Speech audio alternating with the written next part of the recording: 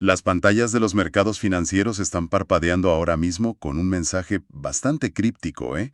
Y proviene de los activos de reserva más antiguos de la humanidad. Literalmente. Los más antiguos, sí. Exacto. El oro y la plata están emitiendo señales críticas. O sea, según las fuentes, los informes macroeconómicos y los datos técnicos que tenemos sobre la mesa para esta sesión, hay una tensión acumulada en los gráficos que corta la respiración. Totalmente. Es una barbaridad la tensión que se palpa. Y la gran incógnita que atraviesa las mesas de operaciones ahora mismo es esta. ¿Estamos a las puertas de un nuevo rally histórico? ¿Un despegue estructural que va a redefinir los precios de esta década?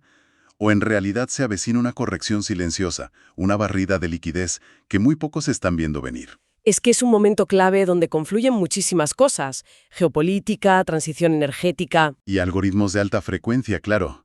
Vamos a destripar exactamente qué están intentando decirnos estos metales hoy. Pero antes de sumergirnos de lleno en esta inmersión, toca hacer la aclaración legal de rigor, que siempre es fundamental. Sí, hay que dejarlo clarísimo desde el minuto 1. Todo lo que vamos a comentar y analizar en esta sesión tiene un propósito estricta y exclusivamente educativo e informativo. En ningún momento este análisis constituye ni debe interpretarse como una recomendación de compra o de venta de ningún activo financiero, ETF o derivado. Es imprescindible que quienes nos escuchan realicen su propia investigación exhaustiva o consulten con un asesor profesional antes de tomar cualquier decisión con su capital. Yo, como presentador, estoy obligado a recordarlo. Y haces muy bien, porque esa premisa es innegociable. Yo estoy totalmente de acuerdo.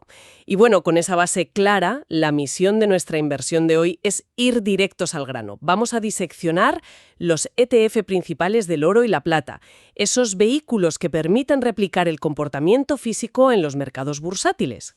Esos fondos cotizados que te ahorran tener el lingote en casa, básicamente. Exacto, eso es. Pero el objetivo no es quedarnos en la narrativa fácil. Vamos a cruzar esa frontera donde el análisis fundamental, el entramado macroeconómico, los tipos de interés y la oferta estructural choca de frente con el análisis técnico, es decir, la pura acción del precio y el volumen en los gráficos. Queremos aislar el ruido y entender qué nos revelan los movimientos de estos metales sobre el ciclo económico que tenemos por delante. Vale. Pues para empezar a armar este rompecabezas, creo que tenemos que hablar del elefante en la habitación. El entorno macro. En las fuentes se menciona constantemente la idea del oro y la plata como el clásico paraguas financiero. El concepto de toda la vida, claro. Ya sabemos cómo va la teoría tradicional.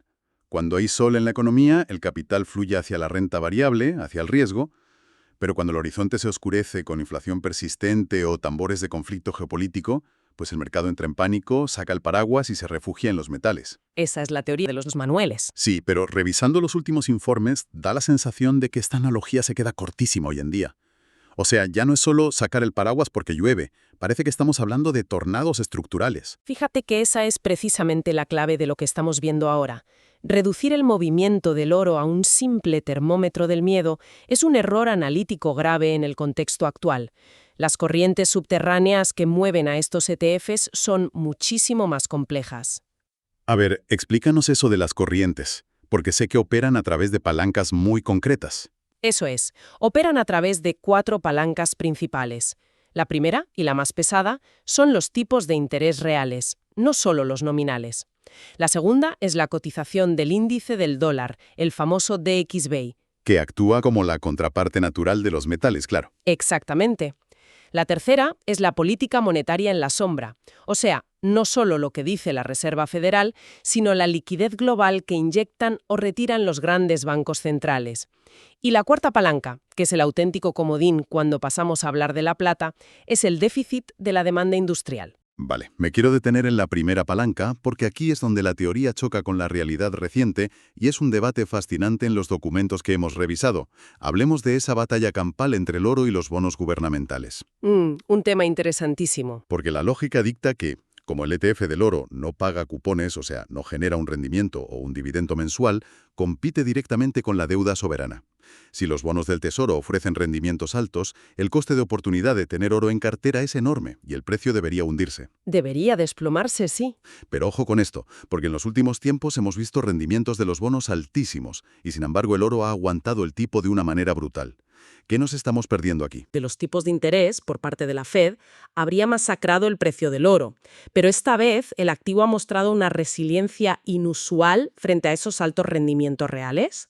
¿Y por qué? ¿Dónde está el truco? La respuesta a esa anomalía está en la tercera palanca que mencionábamos antes, los bancos centrales. Los datos son demoledores. Instituciones como el Banco Popular de China, pero también los bancos centrales de Polonia, Singapur o India, han estado comprando oro físico a un ritmo récord. Hablamos de acumular miles de toneladas. Claro, estamos hablando de una tendencia de desdolarización silenciosa pero implacable. Totalmente. No están comprando para hacer un trade de corto plazo, están comprando para diversificar sus reservas nacionales fuera del paraguas del dólar ante la fragmentación geopolítica mundial. Exacto.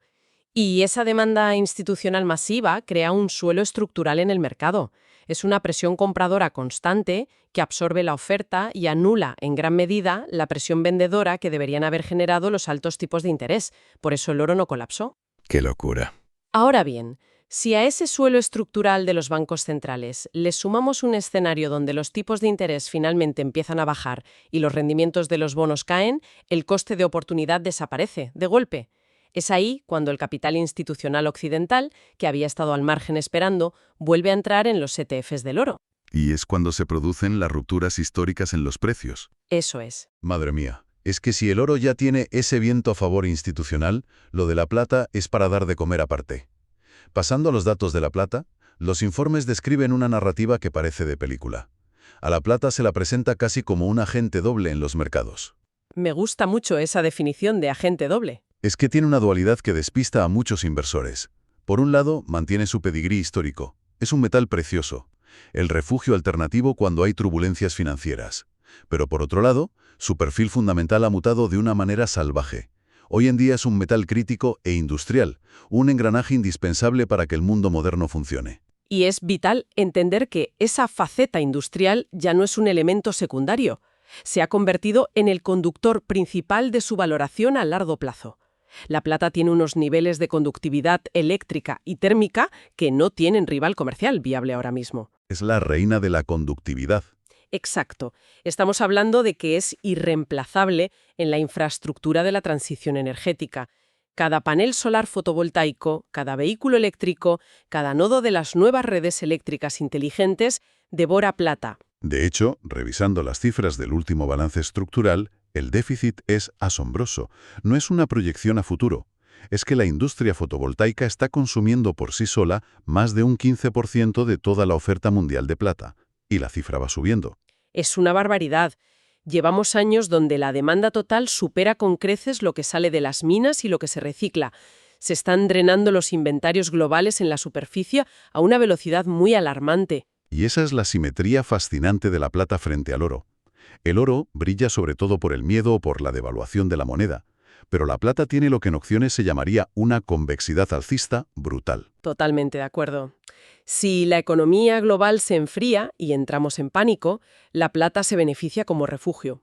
Pero si por el contrario evitamos la recesión, hay un aterrizaje suave y la actividad manufacturera global repunta, la demanda de paneles solares y tecnología se dispara aún más. Así es. Ese motor industrial actúa como un catalizador espectacular que el oro simplemente no posee en la misma medida. Es una narrativa fundamental arrolladora, sin duda alguna.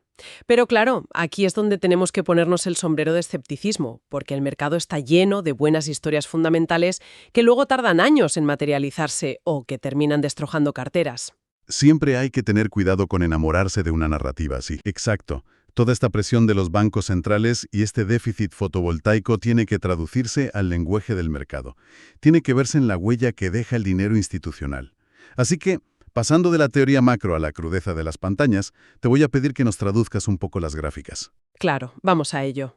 Asumiendo que quienes nos escuchan ya tienen muy claro lo que es una media móvil y dónde están dibujados los niveles de soporte, el suelo, y las resistencias, el techo.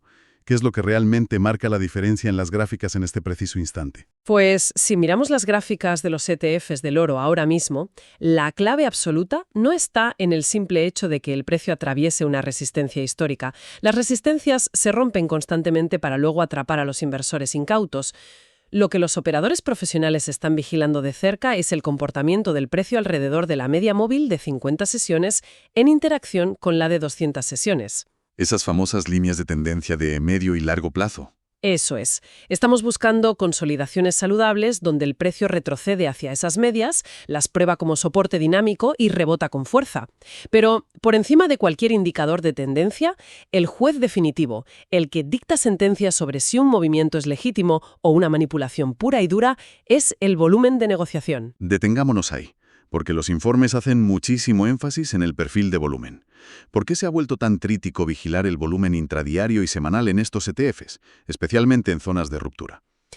Porque el mercado actual está dominado por algoritmos y trading de alta frecuencia. Es muy fácil para estas máquinas generar un pico de volatilidad, empujar el precio ligeramente por encima de una resistencia clave y activar las órdenes de compra automáticas de los inversores minoristas. Claro, ven que rompe el techo y entran todos en tromba. Exacto. Pero si esa ruptura técnica ocurre con un volumen bajo o decreciente, la probabilidad de que estemos ante una trampa alcista es altísima.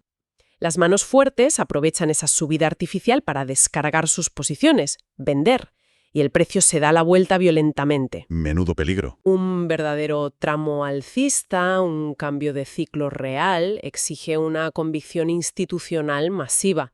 Y eso solo se evidencia con un volumen de negociación que rompa la media histórica y que vaya en aumento conforme el precio sube. El volumen como detector de mentiras definitivo, queda clarísimo. Pero, a ver, si el análisis técnico del oro ya requiere hilar fino con el volumen y los falsos rompimientos, cuando aplicamos esto a la plata, entramos en territorio hostil. En la comunidad inversora, la plata tiene fama de ser el chicharro de los metales, el hermano salvaje e impredecible. Una fama muy ganada, desde luego. Es que un ETF de plata te puede hacer un 5% arriba o un 4% abajo en una misma sesión sin que haya cambiado absolutamente nada en el panorama macro. Es una fama completamente merecida, como digo, y tiene una explicación técnica muy lógica. El mercado de la plata es mucho más estrecho, tiene mucha menos liquidez total en comparación con el inmenso mercado del oro. Esto provoca que el ETF de la plata sea exponencialmente más volátil.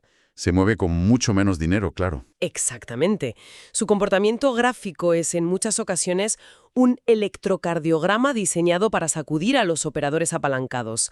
Cuando la plata decide iniciar un rally, los movimientos son explosivos y parabólicos. Pero entiendo que operar esas rupturas es un deporte de altísimo riesgo para la audiencia. Absolutamente. Precisamente por esa volatilidad, la plata es especialista en los llamados whipsaws o barridas de stops. Es capaz de perforar un soporte crítico, desatar el pánico, liquidar a todos los posicionados al alza y al día siguiente rebotar y marcar nuevos máximos como si nada. ¡Qué locura! Por eso, en la plata, no basta con esperar al cierre diario para confirmar una ruptura. Se necesita ver una consolidación posterior por encima del nivel roto y, de nuevo, un volumen arrollador que certifique que el dinero institucional está respaldando la maniobra. Sin eso, operar en la plata basándose solo en patrones de velas es jugar a la ruleta rusa. Vale, creo que tenemos todas las piezas del puzzle sobre la mesa ahora mismo. Tenemos la resistencia sorprendente del oro frente a los altos rendimientos gracias a las compras masivas de los bancos centrales. Tenemos el déficit de oferta estructural de la plata, impulsado por la transición energética.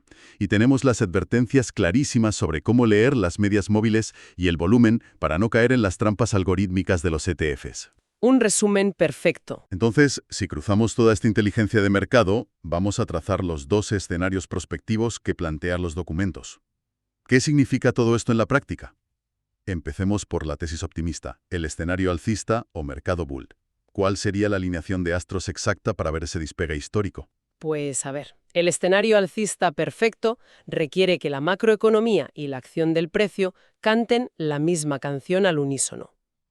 A nivel fundamental, necesitaríamos que los datos de inflación permitan a la Reserva Federal iniciar un ciclo real de recortes de tipos.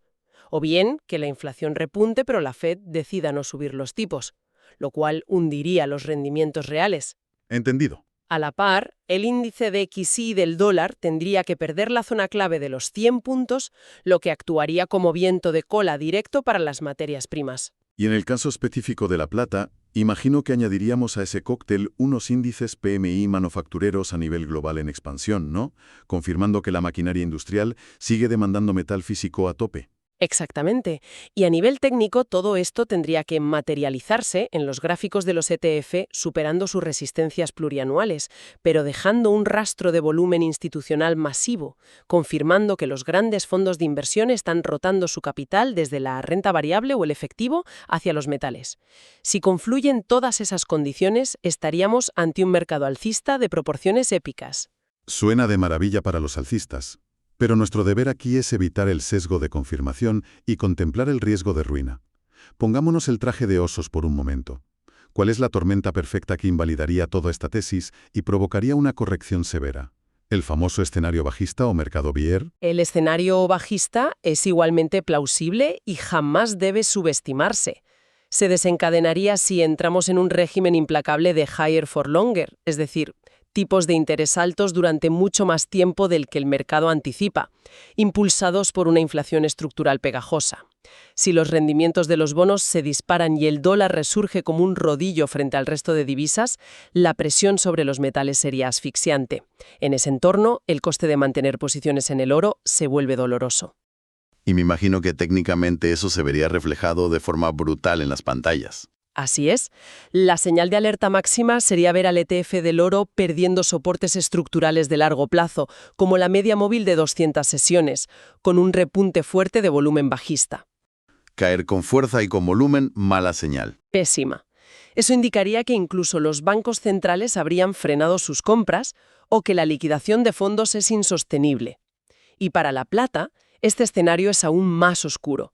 Si esos tipos altos provocan finalmente una recesión global profunda, la demanda industrial se congelaría. La plata sufriría un doble golpe letal: la huida del refugio por los tipos altos y el colapso de sus fundamentales industriales. Tela. Son dos caminos divergentes y la línea que los separa es ahora mismo finísima. Las fuentes que hemos diseccionado dejan muy claro que no estamos en un momento de mercado para la complacencia.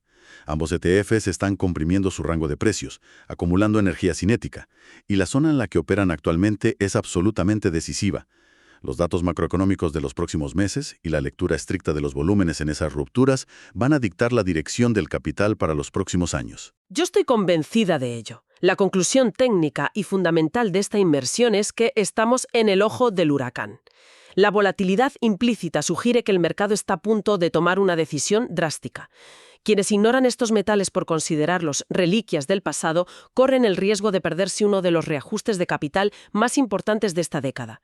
La clave ahora es la paciencia estratégica y esperar la confirmación del volumen, sin adelantarse jamás a los acontecimientos. Totalmente de acuerdo. Y antes de cerrar esta sesión, quiero dejar flotando una última reflexión para la audiencia.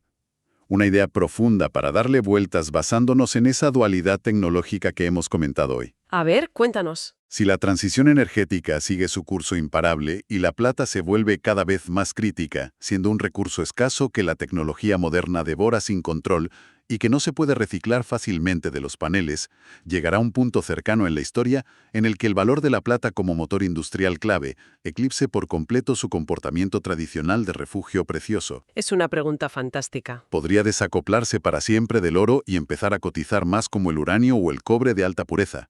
Es una frontera fundamental fascinante que deberemos vigilar de cerca quienes seguimos los mercados. Sin duda alguna. Será apasionante verlo. Pues con esto terminamos. Queremos agradecer enormemente a toda la comunidad por acompañarnos en esta inmersión tan densa y detallada por las entrañas de los mercados de metales. Ha sido un recorrido intenso a través del volumen, la macroeconomía y la geopolítica. Si este nivel de análisis técnico y fundamental ha resultado útil para aportar claridad a sus estrategias, por favor apoyen el contenido dejando un me gusta o suscribiéndose, ya que es lo que permite que este espacio siga creciendo y desentrañando los movimientos del capital institucional. Nos escuchamos en el próximo análisis a fondo. Un saludo.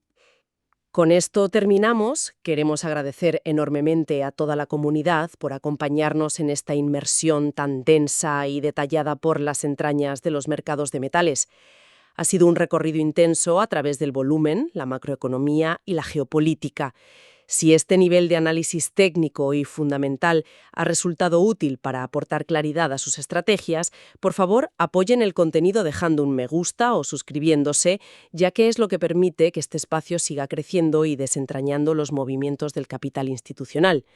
Nos escuchamos en el próximo Análisis a Fondo. Un saludo.